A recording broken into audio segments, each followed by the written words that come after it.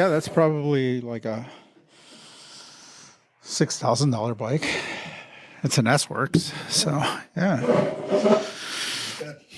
Remote on there too. I don't know. I'd have to look. I'd have to look that up and see what year that is. I honestly don't pay a lot of attention to Specialized. No, me neither. Whatever. As I always say, there's Ford and Chevrolet in the bike industry. That's Trek and Specialized, right? They're just like the two biggest. They're the two biggest brands. Doesn't mean they're the best brands, but they're the two big ones that everybody knows. And then you've got all your really nice stuff, like, exotic or different, what you would consider in cars like a Ferrari or I don't know, Bugatti, Maserati. Yeah. All the Italian ones, right? But man, it's nice. Which one? His bike, the S-Works. Yeah, they're nice bikes. They're not, Ford makes really nice cars. They make nice cars. You can buy a $100,000 Ford, no problem. A Ford, one of those Raptors, I was on a Ford lot the other day, and they had, they had a $150,000 car on the lot. So, you can get a really nice Ford.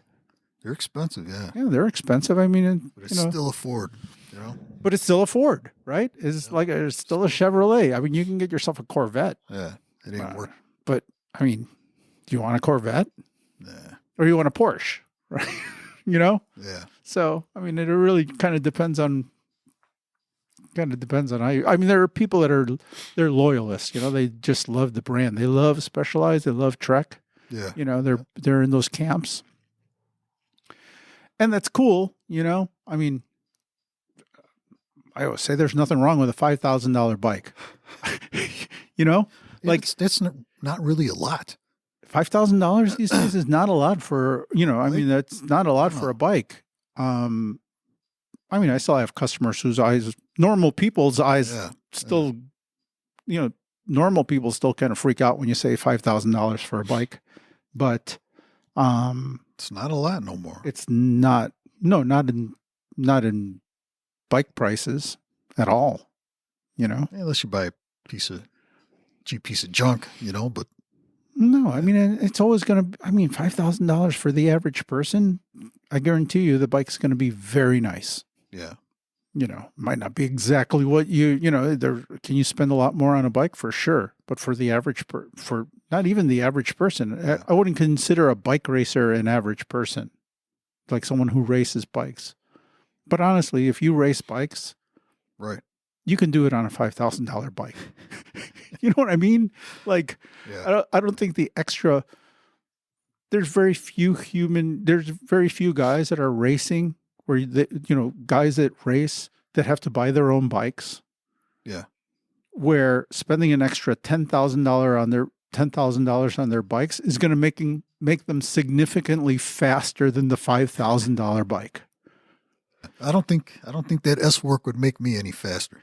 No, it's not going to make very many people faster. It'll make you look cool, but sweet, if you're fast already, it might make you a little faster. Yeah. But if you're not fast, that's not going to make you any faster. Oh, they're going to do nothing for me. But. So, yeah, it's yeah, that's a lot of bike for a construction worker. Yeah. An old. How old was the guy? So it had to be in his 60s, maybe, or late 50s. Or... So we're recording from the bike shop again. Hey, this is Bike Shop Society. Yeah. But yeah, we Joe Torres stopped by. We are here. It's post Thanksgiving here in America. If you folks don't know what Thanksgiving is, well, it's when the Pilgrims came and broke some bread with some Indians, and then after dinner they ended up massacring and slaughtering all the they were took their land and they're sleeping. They're taking a big nap from a big turkey dinner. Yeah. And then just massacred them all, and they said thanks for all your land, everybody. Thanks a lot. Yeah, appreciate it. That was it. Yeah. So yeah, what is this? So it's December. We're like We're in December 1st. already, right? We're at the beginning of December already, where it's like a few days after Thanksgiving. It's got to be like 20 degrees outside, Man, right? It's freezing outside. It's cold. It's freezing. Yet sunny. The sun's out. It's a little windy, so it's like a 15 degrees with the wind chill. It's cold. Good stiff breeze. There's the barber shop next door has a big flag out there, and I can see it waving, and it's a stiff wind out of the west, northwest, maybe. There's very few people out there riding. I think I told you I took my daughter to Lockport yesterday. She had some dance thing at downtown Lockport, their winter fest. Mm-hmm. And it was freaking freezing outside, man. They were dancing outside? They were dancing outside. Holy moly. Being a teenager she didn't want to wear a damn jacket, so she's just out there in her hoodie. And I'm like, oh, man, you got to wear your jacket. And all the other dancers had jackets on. Mm-hmm. She didn't want to wear a damn jacket. No, it was freaking brutal. But that's how these kids are, And when you're young, you can deal with it. And But I saw one family out there, and they were on their bike. They had like a cargo bike, and it was for like transporting kids or whatever. And they had like a plastic canopy over it to where the kid was sitting at inside. Oh, really? It was pretty cool. So I took a picture and put it on my Instagram. Mm-hmm.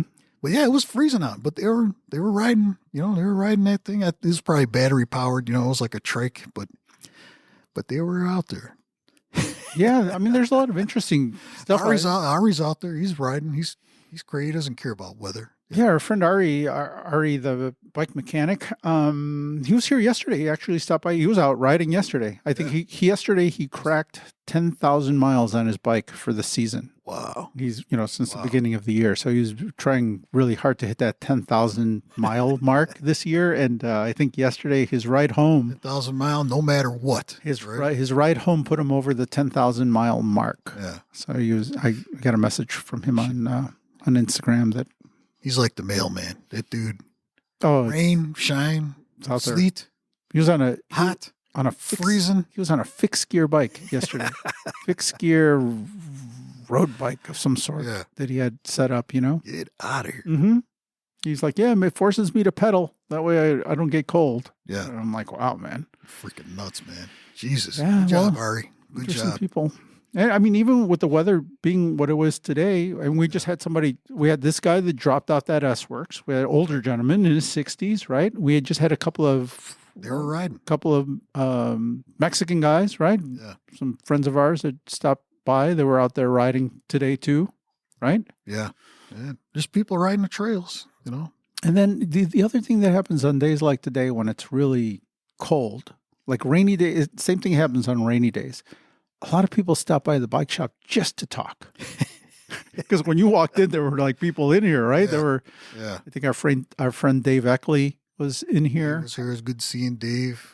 Somebody that you've met here in the shop was hung out here quite a bit. I didn't tell him we were going to podcast because he would have stuck around. That's a podcast. That's like I don't even know that he knows that we do the podcast, but Dave likes to talk. Yeah. Dave's a talker. Yeah. He was here 2 hours before you got here. And then he stuck around for probably another hour. His wife was calling him. Oh, tell him to get home or to hurry up. We're going to have dinner and stuff. Thanksgiving dinner or something like that. Yeah. So Dave likes to hang out, and good guy, really good guy. He's been coming here since we were doing the math, and he's been coming here since we opened. So it's been a while. I remember he bought that super expensive Cannondale that was here that you got in. It was like $11,000 or something like that. But man, that was probably like 8 years ago. Oh no, that was more than that. Maybe that was like 12 years ago. Yeah, he bought a carbon scalpel. It was like a $12,000 bike in 2011. Yeah. Wow. Yeah. It was a $12,000 bike back. It was the most expensive bike in the most expensive mountain bike in the Cannondale catalog at that time. And that was like nuts. It was beautiful, man. Like, I don't know if they call it the black edition or something, but it was all black. Oh yeah. It was nice. Beautiful. Yeah. We're just talking about that bike. He still has it. Doesn't ride it a ton, but he still has it and loves the bike and super lightweight. And, that was one of those. It was a nice, man. It was a beautiful bike. You don't see that all the time. You know, like, man, where the hell who bought this? And it turns out the guy that takes out dents out of your car. Yeah. And the dent guy. And I know a couple of those guys, and I'm telling you, man, they do very well in life. The dent guys, you know. Well, you know, it's they make a good living off that stuff, man. It's a lot of work. I mean, like Dave's been pretty. It's done very good for him. I've talked to him. I've talked to him a lot about that, about his job. You know, and just listening to him, I don't know that I necessarily asked the right questions, but if you just pay attention to him talking, it takes a lot out of you. You know, it's a physical job. It's a lot more physical than you think. Yeah, and there's a lot of toll on your fingers and stuff like that. Yeah, and you're on your hands and knees, and you're in weird positions. You know, kind of like a welder can be. Like, you know, just you know, you can't turn a car upside down and put it in a comfortable position to work in. So a lot of times you're like laying on your back and twisted and looking under and sideways at a thing, you know, and trying to get in there with a tool from the inside out, get the dent out. So and you got to have enough force. And you have and he was telling me about his before you walked in. He was talking about his shoulders and not having full range of motion, and you know, it's just, you know, it's a physical job, you know. Man. So yeah, he's earned every penny of it, and done good. Worked hard. He's worked hard. So how you doing, Joe? Good. Joe Torres joining us again here on the show. We're at the bike shop again. We're in the bike shop. So as long as Joe keeps coming to the bike shop, I guess we'll do some podcasts. It's no, it's been fun. You know, I like talking shop, and just so a lot of people know, it's not, we just don't talk about bicycle stuff in the bike shop. Usually Joe and I, we start talking about all kinds of crazy stuff when we were younger, or politics, or girls, wives, family members, you know. Bikes, the list goes on. Bikes just happen. I mean, you know, it's inevitable we talk about bikes because they're hanging all around us, and we're in a bicycle shop. But some people go to a shrink or a bartender. I just come to the bike shop. A lot of us go just to the bike shop. You and everybody else who was in here today. You know, I mean, you just said there was that other guy who came in. He said he walked in. It's, you know, again, 15 degrees outside. It's cold, really cold. Right. And he came in. I think he was a Polish guy. Yeah. And he's like, I just came in to get a smell of the shop. Right? Didn't he just say that? He's like, I just want to get the bike shop smell. Yeah. I'm like, was he a customer that you know? No, I don't know that guy. Oh, I didn't know him at all. But I thought he was here before. No, I've never seen him before. I mean, he might have been by, or maybe somebody I don't recognize out of bicycle gear, because, you know, like sometimes I don't recognize people when they're wearing normal clothes. Or without their bike, you know, without a helmet and glasses on, I don't recognize him. But it didn't sound like he'd been here. I mean, it seemed like maybe he wasn't here before. Okay. And he had the feel of a guy who was feeling us out, you know, which I talked about before, where there's just people that are like, who roam around and interview bike shops to see if that's the shop they want to work with, or to see if it's a shop that can do what they need done. Right. Because you saw that we were talking about bikes, and he started talking about Canyon, and he started talking about online sales. So he's been shopping around. He's at least conscious of all that stuff. Yeah.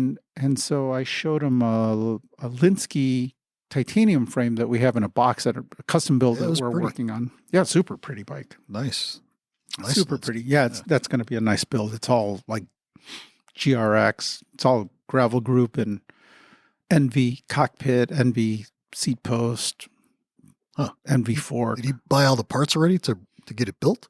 Yeah, I have everything there in boxes. So I got to sort it all out. Yeah. Yeah, custom built wheels, carbon wheels, some Noble rims. Yeah. And wow. He's going all out. Yeah, Onyx hubs. You familiar with those Onyx hubs? Yeah. The silent clutch and all that stuff, or no clutch. You know, one thing about Onyx hubs, this was a few years back. The guy that owns Onyx hubs, his daughter got murdered.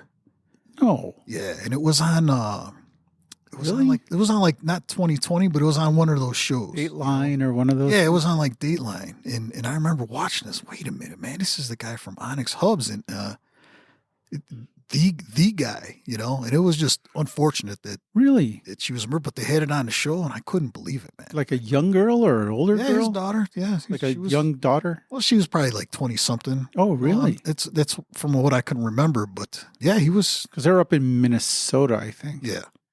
Okay. Yeah, up in Minnesota. I thought it was Michigan, but maybe it is Minnesota. Huh. I can't remember. It's been a while, but I remember that was on there, and I was like, "Oh man, you got to be kidding me!"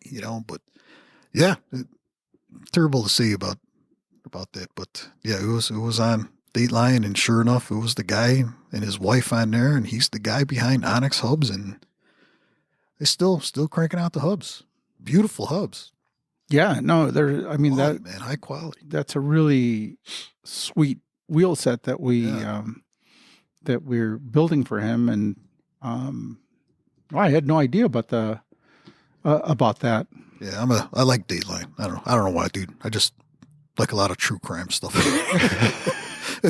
Man, I watch cops pulling people over and putting them in handcuffs, on YouTube and stuff. I just like the courthouse stuff like that, and just people getting tased and arrested for doing stupid crap. It's one of the most popular genres on, you name it, podcasts, television shows. Stuff. I mean, people love all of that. It's the cops, back in the day, so it's fascinating, but yeah, I think happy it's not me most of the time when I'm like, man, oh man. It's like crazy, man. Yeah, there's some bad stuff out there. Hello, I'm Katie Lonke. You're listening to the Bills Shop Society podcast. Somebody just went out of business, right? Again, the Pros Closet, right? Didn't they close? No, they're coming back in business. So somebody bought them out of bankruptcy, or somebody bought the name again, but they went out of business, and then they went out of business. They had a big sale. Mm-hmm. And then what? They got bought out. They had going back in business. They had a huge.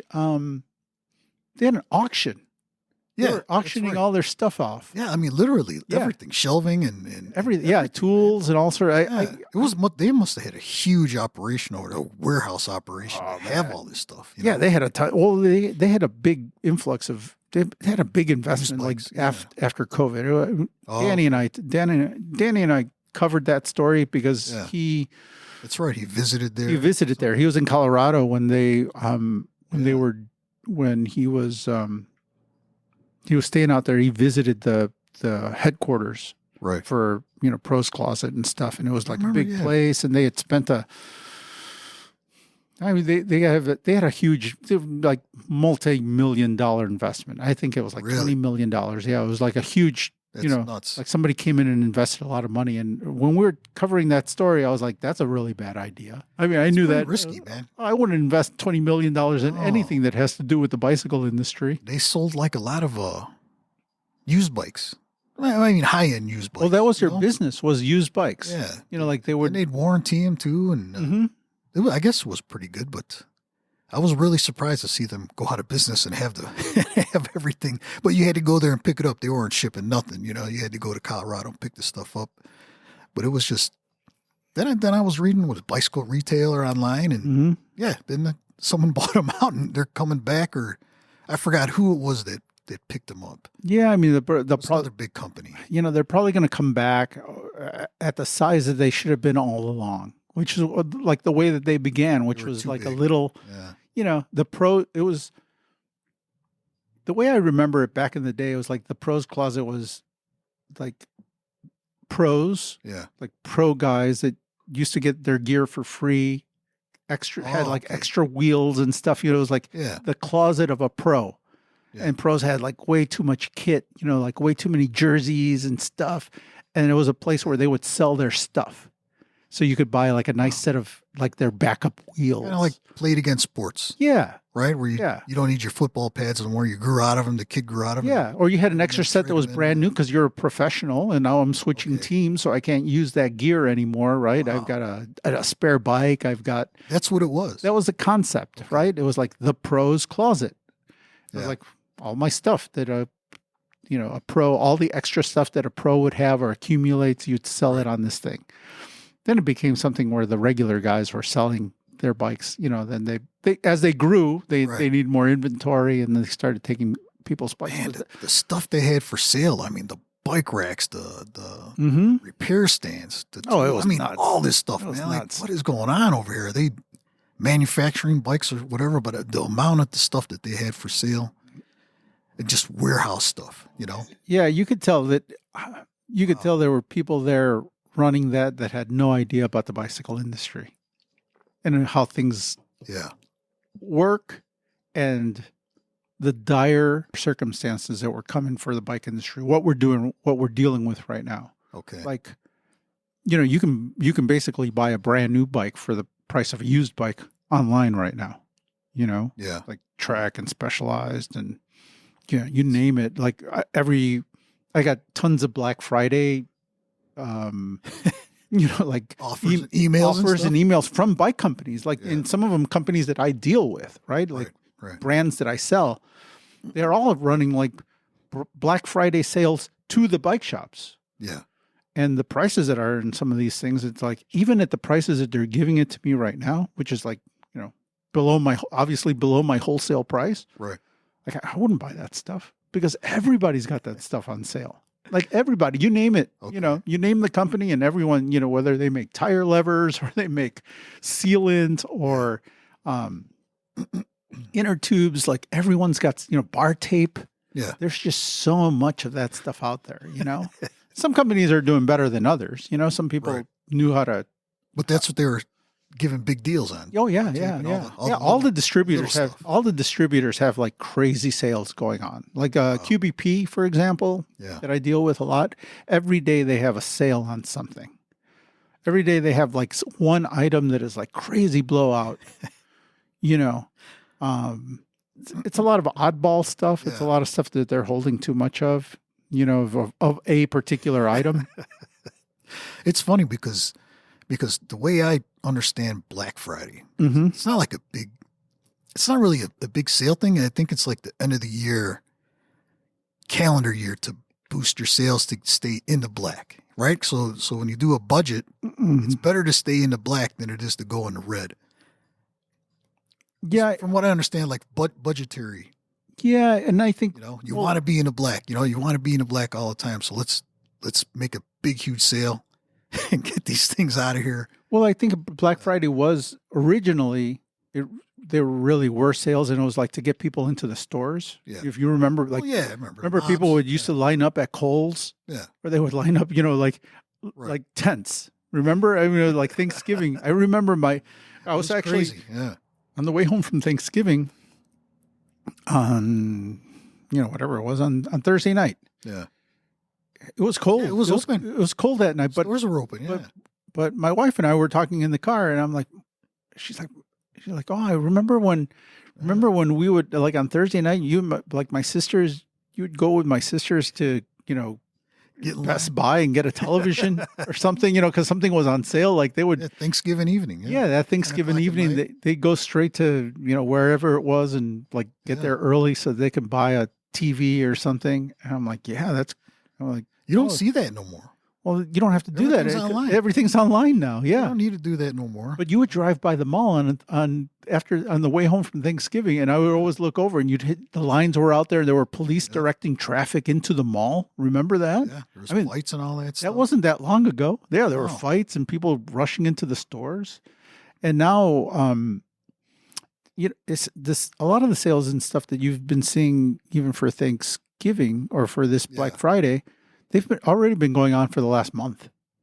So like things have been on sale since October for Christmas already. So they're saying that the impact of this Black Friday isn't going to be quite as much because it's already been, people have been discounting. Like it's, just like in the bike industry, people have had discounts going on since the beginning of the year. Yeah. So you don't have everybody just waiting to Friday to see. It's just another reason to. Yeah, there were some good celebrate and give a discount for some stuff. There were some good sales, and even now you have Cyber Monday. So a lot of the stuff that I was looking, there were a handful of things that I wanted, that I was waiting. Let's see if the price actually goes down on Friday. Yeah, and I noticed that things are extended all the way through Monday. So it's really, you got all weekend to buy it. Like tonight when I go home, I was going to buy it. I was going to buy it anyway. I'm going to get an extra 25% off or 30% off if I buy it this weekend, So, yeah, I mean, there is some stuff, but it hasn't caused me to go out and buy stuff I don't need, Yeah. So, I mean, if it was, there are things that maybe I have on my list of things that I need, I need to buy some, I don't know, USB-C cords or something, some crap that's going to just sit there. Yeah. Like I just need certain to replace cables or something that we need here for the show. And, if I can get 20% off because it's Black Friday, well, then I'll wait an extra week or something and buy it this weekend. But yeah, I don't know. It's crazy, man. It's crazy. Yeah, there's a lot of stuff on sale. Some of the clothing companies are in a little bit of trouble because people aren't buying clothes. A lot of the youth aren't buying clothes at the rate that they used to buy clothes. Huh. They're like, really? Yeah, they're like thrift store shopping and like recycling and like mending things and making things. There was a place there were some girls that had the office space right above the bike shop. They were doing that. They used to have like they would resale. Go or making. They would go to Salvation Army and places like that, and they would buy clothes. Yeah. And then they would bring them here, and then they would decorate the clothes. Like they would do additional things to the clothes to set them apart. Like, I don't know. Really? Like sew lace on them or cut them up or like do different things with the clothes that they found at Salvation Army. Or like. Are they still up there? No, they're gone. Okay. They're gone. But it out of their house or something. Yeah, but they were there for almost 2 years, and or they would do like they would put outfits together and sell it as an outfit. So they would find a shirt and match it with some pants and a belt and a handbag, and they would put these things up. Because I started following them because they were upstairs, so I was trying to understand what they were doing. Right. And they. I mean, I don't know if they obviously didn't sell enough to me, or actually, I think they grew out of this place because it was just a small place. That's why they moved? They didn't shut shop. They just they just had a bigger place. I think they realized that they could do this without paying rent because they're still doing it. But they do like shows and things. Like they didn't need a physical space because it's not like it wasn't a lot of space to begin with. You could just do it in a garage or something. It just became storage to them. Yeah. So they didn't have to pay all this rent because they're still doing like shows and, I see them like going to concerts and doing, doing various things. So good for them. But they were a good example.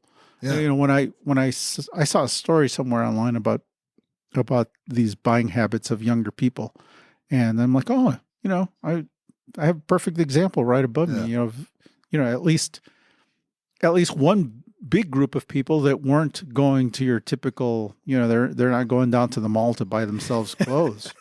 And I mean, if you have enough of those people you don't need to go to the mall, across the country doing all of that, at some point it starts affecting the bottom line of some of the bigger companies. Yeah. So I mean, it's it's interesting. All that stuff kind of comes around again, like people aren't really going to the store as much, to buy clothes. Yeah, I mean, because now you could buy boots boots or clothes from Amazon, and you have the option to return it. They give you that option to try it out, try on option. If it doesn't fit, just send it back. There's things that I'm not even, that I know are huge, but I haven't dipped my toes into it or have any reason to really dip my toes into it, like Shine. Are you familiar with like SHEIN? The people are out there like screaming at their phones or whatever, listening to this. They're like, of course, there's Shine. They're huge, man. It's like never heard of it. Yeah, it's like something that comes out of. I think they ship you clothes. It's like fast fashion stuff. Huh. Shine. We're talking about fashion here. Shine, Cyber Monday. Yeah, it's like SHEIN. And it's like super cheap clothes. Like you can get like a dress for like $8. Huh. And I guess they make men's stuff too. They do make men's stuff. So You can put like a whole wardrobe. Like I know about it because I've seen like, I don't know, every once in a while I'll run into a reel or something on Instagram or somewhere along the line of somebody's like, look what I bought for $500. And they have their, like, it's a whole closet full of clothes, right? There's like a whole wardrobe. Right. And then at Thanksgiving again, I heard people talking, my sisters were talking about it with my wife, and they were comparing notes. And my wife says, oh, I've tried a few things from them. I'm like, really? She's like, yeah, those Stein or Shine? Shine, Shein. I bet if you ask your daughter, she knows what Shine is. She probably does. Oh yeah. I think most women know what Shine is. Like a lot of, but it's like it's really discounted, super discounted clothing. I guess it comes straight from China. Yeah. Like free shipping and stuff. And the world is just different, man. And you know what? Bikes are the bicycle business is no different. It's like all these things that are happening in these different industries is like, it started some years back with Canyon selling bikes online, and everybody's like, oh, yeah, bikes online, it's a horrible thing. You got to go to a bike shop to buy a bike. It's true, yeah. And I remember that. And guess what? Now it's not 10 years, thing, 10 years later, Track, Specialized, Cannondale, you name it, they all sell bikes online, man. Straight from the, they'll ship it to you. And at first it was like, oh, you know what? How about we ship it to the bike shop, and then the bike shop will put it together for you. And, and now they don't care. They'll ship it. What do you want? You want it at your house? You want it at your grandmother's house? Where are we shipping this thing? Yeah. They just want it out.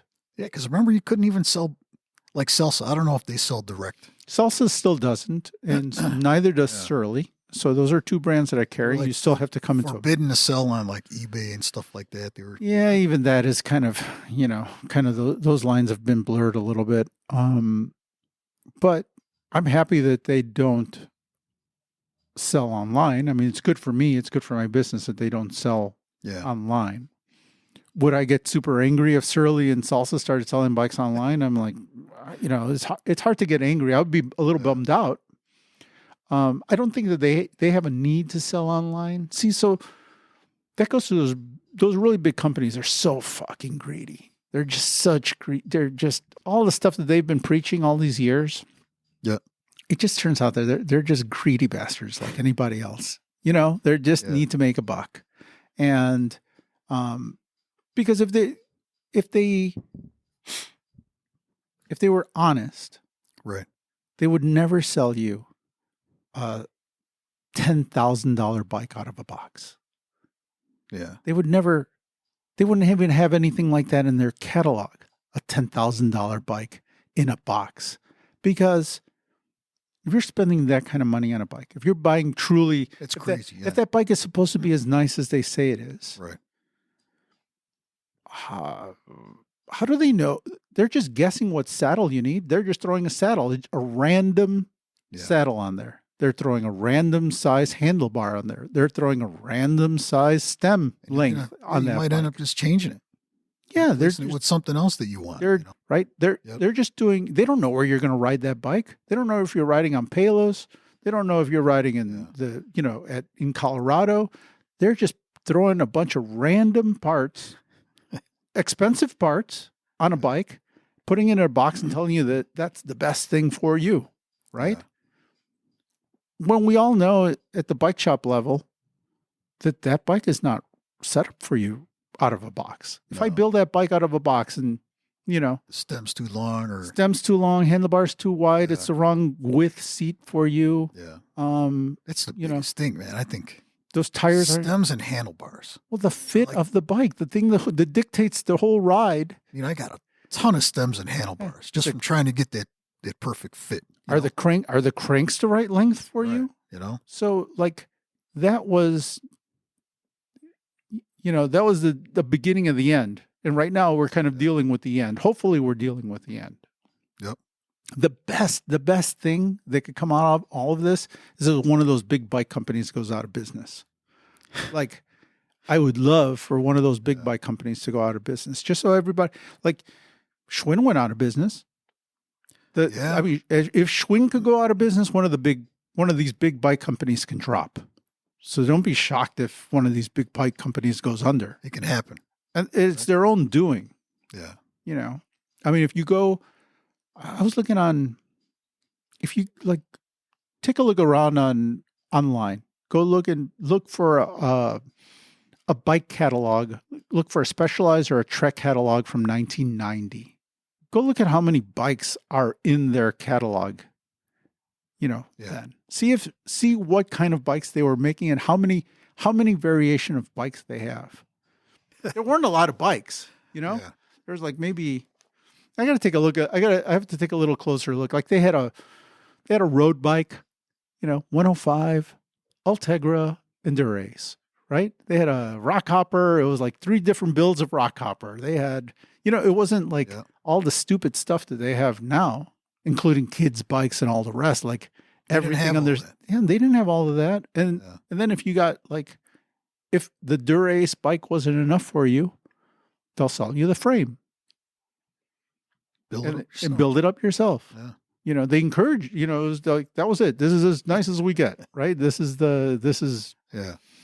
ain't enough for you. You can go off and sell. But in fact, a lot of the bikes, it's all fuzzy now, like late 80s, early 90s. But, like they would only make a bike that was to like a medium build, not even like a super, super high end build. Like it was like a medium build. And then anything crazier than that, just build it yourself. Here's the frame. Just buy the frame and build it. In fact, their top of the line frame, you could only buy it as a frame set.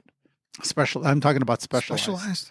Yeah, they did some sort of it was an aluminum mountain bike frame, but it was, I don't know. It had like cast lugs on there. I forgot. They had it was mixed with something else. It wasn't aluminum. It was like aluminum. Yeah. Or chromium or something like that. Borium. I think it was like a borium frame. I think I got one at home. Oh, do you? My daughter was riding this Specialized bike, and it had it almost looked like titanium, but it was not titanium, but it had like that chromium or something they called it. It was a weird name, but I built it up for her, and she was riding it. But now I know what you're talking about. I think that was early 90s, but maybe there's something earlier than that. Yeah, it was early 90s, late 80s, early 90s. I don't know. I was working in the bike shop at that time, but you would only get it. They would only sell it as a frame. Okay. They wouldn't even attempt to build it for you. Definitely not the same bike. Yeah, probably not. But it was just a frame. That's it. Yeah, I mean, it was I'll get it for the next show. It was like an M2 frame or but it was an S-Works. Anyway. Yeah, no, it was. Maybe it was even prior to the whole S-Works themed stuff. I think you're right. It was Aluma something. Mm-hmm. Aluma something. Yeah, it was supposed to be something that was like it was some sort of aluminum, borium. Yeah, I don't know. It was a super light. It was a super lightweight frame. It was kind of cutting edge at its time. Had the thick welds on there. Yeah, it only came in 2 colors. It was like red and black, and you could only get it. Okay. It was very limited edition. I remember I remember because we had, it was on display like the Mona Lisa at the frame at the shop. It was like a hot shot thing that people would come and pick up. Oh, look how light it is, and wow. Yeah. But then they decided they want to sell the whole bike. I mean, it just got really backwards. It just, it was always fit, fit first, figure out what the person needs, and then, build a bike for the person. Okay. But then everybody got away from that, just buy what they got. Well, I mean, they make money on everything, right? Change it out yourself. They make more money selling the entire bike than they do just selling the frame. So, it's probably better margins for them. And I think also just the bike shops. I've always worked at like very capable bike shops. People knew. Very knowledgeable people. Yeah, a pretty knowledgeable shop. So, it takes a knowledgeable shop to build a custom bike. Because you have to go and pick the parts, and you have to know what you're talking about, and then you have to have mechanics that can build a bike from scratch out of a box, wheels and everything, all that stuff, right? So it slows down the works at a bike shop to build a custom bike. Mechanic can be tied up half a day or a full day, depending on the build. On a really nice bike with custom wheel builds, it could be 2 days, right? To build a bike and do all that stuff. If you're taking your time and chasing and facing and doing all the things that you need to do. Yeah, I mean, it could take a day or a day and a half to build a bike properly. And so not every shop was set up to do that. The good shops were the kind of shop that I worked at, where you had 3 mechanics or 4 mechanics back there working on bikes. You could do it, but I think shops became incapable of doing that at some point, as there were less people to work in the mechanics area, there are less trained people to do that. When the salaries weren't keeping up with talented people and we were bleeding, for the last 25 years, we've been bleeding talent from the bike shop by the time they turn 30 years old.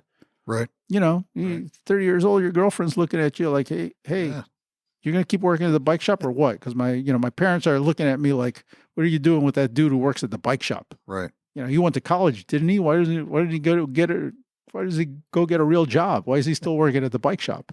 Yeah. And so, by the time they're that age, they're like disappearing from the business. They go and work for quality bike parts, or they go, I think we talked about this before, but so you're stuck with a bunch of people that can build a bike out of a box. They're good enough to build a brand new bike out of a box. Yeah. They're good enough to point at a bike up on a ceiling and sell you the bike off the ceiling. Right. But they're not skilled enough to say, oh, but by the way, that bike, the stem's, 2 centimeters too long for you. That saddle's probably not going to work for you. Crank length is off. They like to do that kind of. First of all, you don't have someone that even knows or recognizes that selling you the bike. You have a consumer that wasn't very educated, didn't know that you can even do that kind of stuff because nobody's telling you that, right? And they're being told by the bike companies, like, buy this bike. You don't, right? I go into the Apple store, I buy the computer.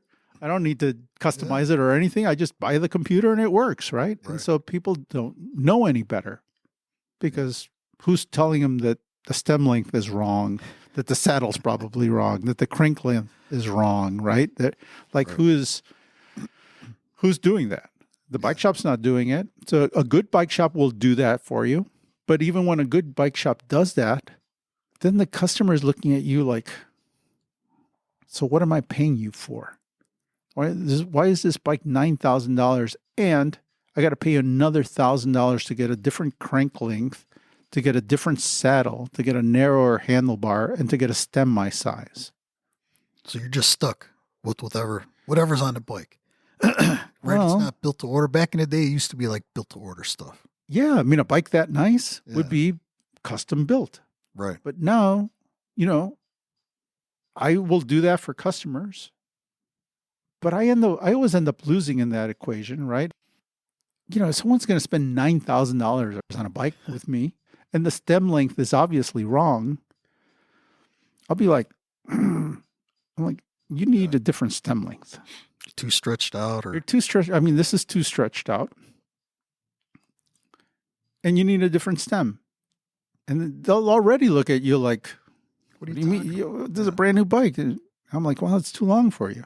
Yeah. And then you have to go through the whole thing and explain to them, like, this is just a bike out of a box. The bike company is guessing at who's going to buy this bike. They're building it to the most average of sizes, but you're not average. Who's average? Who's like, there's a very narrow window of average people. And then you've got people that are, right, really long-legged and short torso, or the opposite. And you need a shorter stem. They're already looking at you like you're trying to sell me more stuff. So I'm stuck with that conflict. That's a pain point when it comes to selling a bike, right? It's just a difficult, because, the bike companies don't warn anybody on their website that you might need alterations on the bike. Yeah. None of them are telling you on their website, we're putting a bike in a box with a generic size handlebar, a generic size stem, a generic seat. Crank length is random. Be prepared to change these things if you really want the bike to fit you properly. Right? Yeah. I mean, they're not, nowhere on their website does it say that. Right. So they stick it to the bike shop. They leave it to us to break the bad news to the customer. Yeah. That's if you have a bike shop that recognizes those problems. A lot of bike shops don't even recognize that there's a problem with that, because most bike shops are just in the business of selling a bike. They don't even care about that stuff. Yeah. They're like, well, let's shove the seat forward a little bit. It'll get you closer to the handlebars, right? Yeah. And you should be riding, you're a petite woman, you're a tall woman with very narrow shoulders.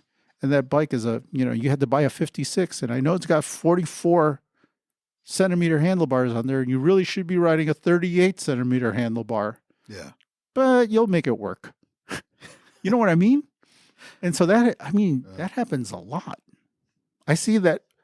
I mean, I get customers in my shop who come in here all the time. And I guess the forte of, our shop, the strength of our shop is that when those people come in here and they start describing the problem they're having, I look at their bike and I'm like,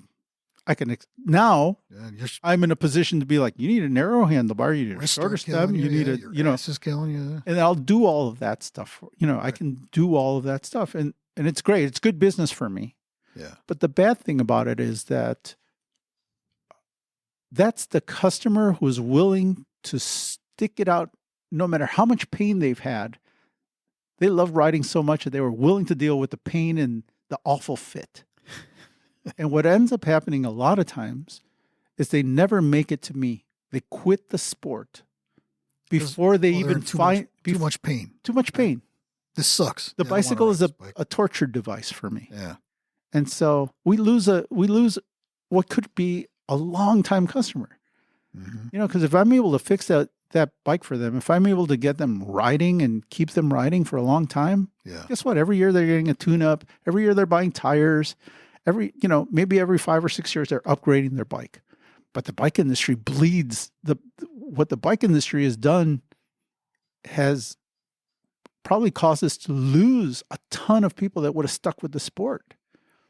Had they only had a pleasurable experience in those that first year of riding the bike. But instead they were tortured because the bike didn't fit, because the guy who sold them the bike didn't know what to do, because they didn't set them up for success. They didn't set that customer up to succeed in riding a bike. They just took the quick money from selling a bike. Right. You know what I mean? That's never been my business. My business has never been just sell a bike. What I want is the customer. I want that guy to come back and get a tune-up. And, that's what our business has always been built on. But But the bike companies, and this comes from the bike companies, because they started all of this mess. That's why I'm so angry at the bike companies, because got like 30-something, 40-something bikes in the catalog now, and they just want to sell shit. Yeah. So they get everything that they deserve. The bike companies, my old boss Mark at Cycle Smithy hated the bike companies, hated them, hated the bike companies. I couldn't understand why he hated the bike companies. Yeah. But I think he had been dealing with them a lot longer than I'd been dealing with them. When I was young and dumb at the bike shop, I was drinking the Kool-Aid too, right? I was just like, whatever. I was, they gave me a free T-shirt and some water bottles. They say they're the best, but even then it was still a much friendlier business back then. This is in the last 20, 25 years, it's really gotten really bad, Yeah. And they're paying the consequences now. And so it's really hard to feel sorry for any of these motherfuckers, because this is their own doing. They control all the messaging in the bike industry. Get greedy. Yeah. They got super greedy. They got super, super greedy. And it's just, it's hard to, I don't feel bad for them at all, man. I don't feel bad for them at all. I don't feel, too bad for some of the people that got caught up in that mess. There's probably a bunch of young people in there who went in there bright-eyed and bushy-tailed and thought they were getting into a fun industry and doing cool stuff. But, the old dudes that are running these places, they should have known better, and they know better. They know better. Yeah. They know better. a lot of those dudes worked in bike shops right alongside me. They've Right? been around a long time. They've been around a long time, man. They're a bunch of losers who couldn't cut it at a bike shop. You know what I mean? Yeah. They got out. They're it's just awful. It's awful. So, that's the state of the business. On the flip side, for shops like us, service-centric shops who focus on custom bills and custom orders and, kind of service-oriented, I think it's the best time ever, man. Yeah. Yeah. It's the best. I mean, it's great. These bike shops, these friends have retired. So there's less bike shops. So those guys got out on their terms, happy, good, right? There are bike shops that are going out of business right now just because they fully stocked it up. They fully stocked it up. They drank the Kool-Aid. They bought into what the bike reps were selling and buy more bikes and order a ton of bikes. They made not a very good business move and, over purchased. And so Surly doesn't make you buy a ton of bikes? No, you could just buy whatever you need. I have to hit like a certain number to maintain like a certain level of dealership. Yeah. Most of the bike companies are being cool right now because they understand they can't really be putting the hammer on anybody, considering what the situation is right now. If they were to make everybody buy what they're supposed to buy, they would probably sink the industry right now. Yeah. They would. There are a bunch of bike shops that would just be like, well, one of two things. Like I would be like, well, see you later. Yeah. Or, have a bunch of bikes sitting around, or they just sink. How can you demand the bike shop buy bikes if they're not selling bikes and they don't have any money to pay you, or they already owe you money? Because that's the situation that a lot of bike shops are in right now too. They either owe people a lot of money, or they've been smart enough not to buy anything at all. Right. It's like the smart shops the good shops that I know, like nobody bought anything. You're just you're like, no, thank you. I'm going to sit this one. I'm going to sit this round out. I'm going to watch from the stands, and I'm going to, if somebody comes in, they want a specific bike, something that I sell. Yeah, I'll order it for you. They got plenty of bikes, or we'll wait 3 months until that bike's available, and we'll get you your bike. And that's kind of where we're headed.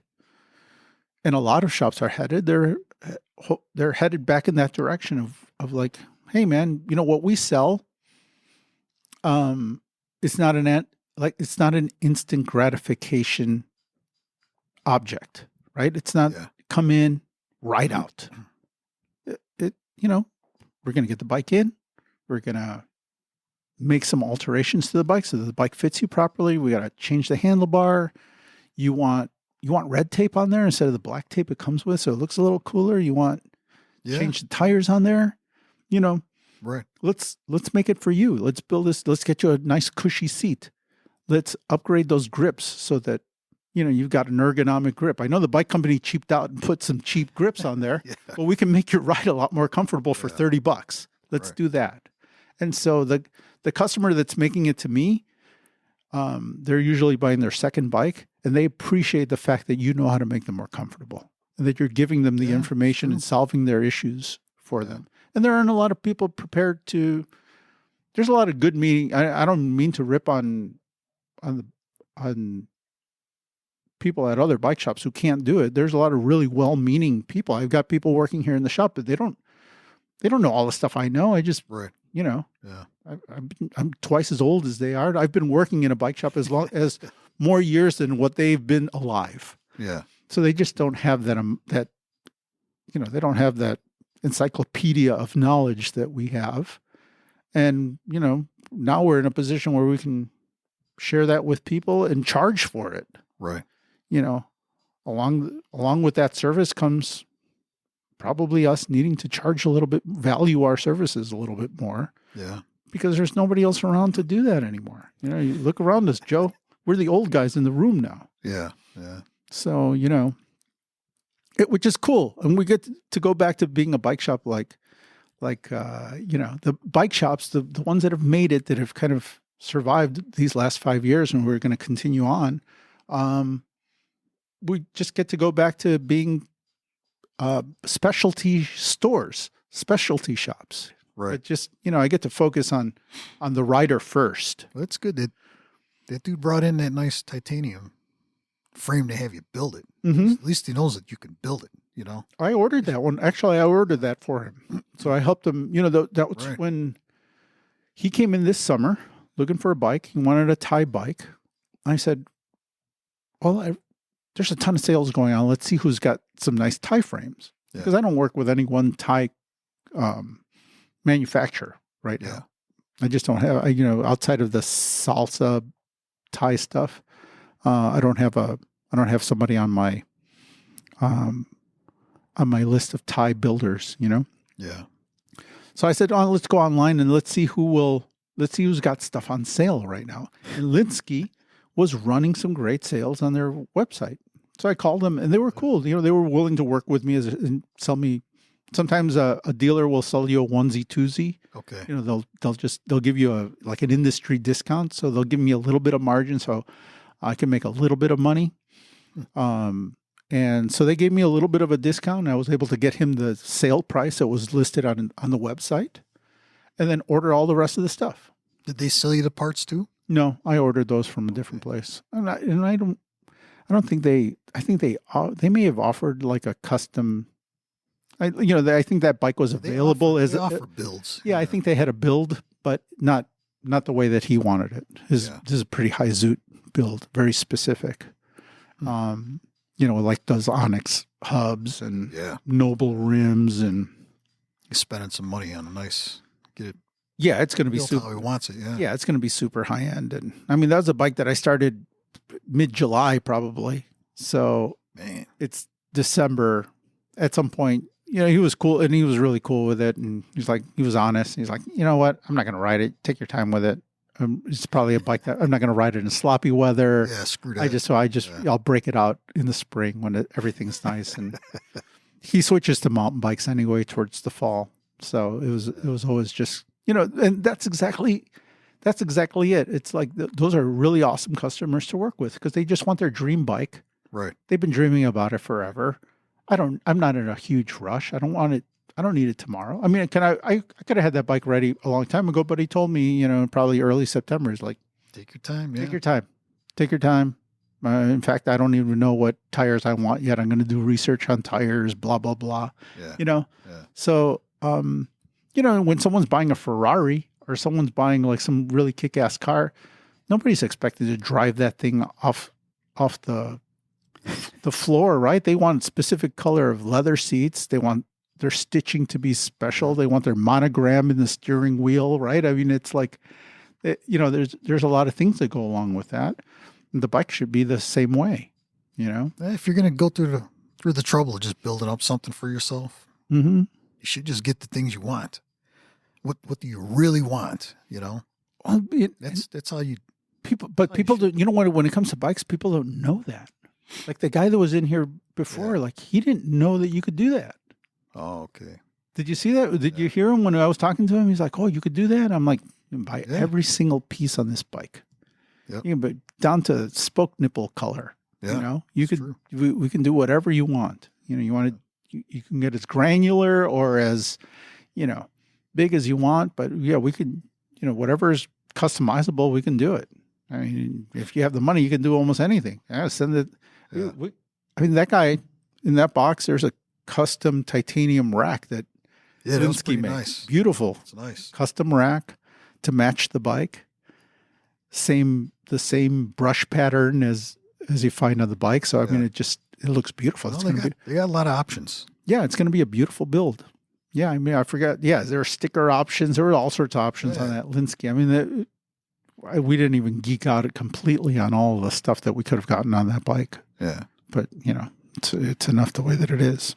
So, yeah, no, it's, you were only here for like an hour.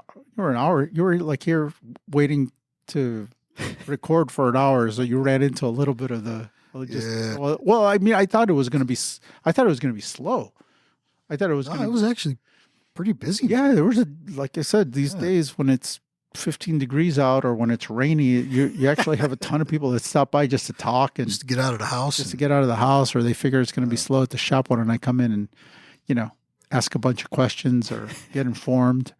And you walk in here, it's like, four other people had the same idea. So no, it was pretty busy since walking in. There's a lot of, if you go to YouTube now, there's like a handful of, like bike shops or bike shop dudes that are talking shop now on on YouTube. Oh, okay. And it's always doom and gloom. It's like, is this it for Specialized? Why is the bike shop industry in crisis? Yeah. And I guess at some level, the industry is in crisis. I guess at some level there's some crisis going on. But at a like overstock? Oh yeah, just too much stuff. Yeah. For bike shops that depend on selling bikes, I would hate to have a bike shop where I needed to sell 1,000 bikes to stay in business, because man, are you in trouble right now? Yeah. Because you are probably one of the brand that you're selling in your store. Yeah. Is selling those bikes online. You know what I mean? They're selling on them, yeah. You're sitting on them. You already bought them. They're hanging in your store. Yeah. And Specialized has it online right now. And they have all the colors and all the sizes. You know what I mean? And so it's some shops are just stuck. They're trying stuck. to sell these things. Just trying to sell them. And then there's, then you have dealer agreements. They're like, oh, you agree not to sell on eBay or Facebook Marketplace or any third party. And the bike shops that play it all strictly by the book, well, then what do they do with that bike? There's plenty of bike shops that have their, they get one of the kids in the back of the store, their wife to set up an eBay account, and then they're selling the stuff on eBay through their account. Got to survive. Well, the smart shops are, bike shops are survivors. The good bike shops are survivors, and then there's, there's poor guys who got into the bike business because they thought it was something fun and that they would do in retirement. And you know what I mean? Like that. I think the bike shops that are surviving, the bike shops that are happy about what's happening right now are probably guys that grew up in the business like me. People that have spent their entire lives in the bike business and aren't surprised, and just it's not why you got in it in the first place. I think with the shops that might be having trouble right now are the ones that got greedy, lost sight of what it was, maybe got into it as a business, hey, I'm going to get into the bicycle business. I'm going to, I like it. It's a great hobby. Yeah. Then maybe they came from some other industry and put a ton of money into it and built this big, beautiful store and thought they were going to make a ton of money in the bike industry. But comparing notes with like guys, some of the other bike shop owners that I know, which are guys that were working in bike shops when they were 19 and just kind of, backdoored the bike industry, didn't know how to do anything else by the time they were 35 and just opened a bike shop. Yeah. I think most of us are surviving and we're going to do okay. We've had to weather the storm. It's not that there hasn't been a storm. This is a storm we're going through right now. But when we get out at the other end, we're older. We are now the established shop. You're wiser. Wiser. There aren't any old guys around because all of our bosses have, everybody else that was older in the business has either died or retired, and now you're it. You're it. You are the experienced pro shop until you die or retire. And so let's ride this motherfucker out. Well, I think that's it, right, Joe? Yeah, I got to go pick up my kids. See, but it was a short one. Hopefully, short and fast. I just thought I like the 2-hour conversations a little better. Yeah, it's okay. You know what? You were here, and I figured we'd take advantage of it and get something out.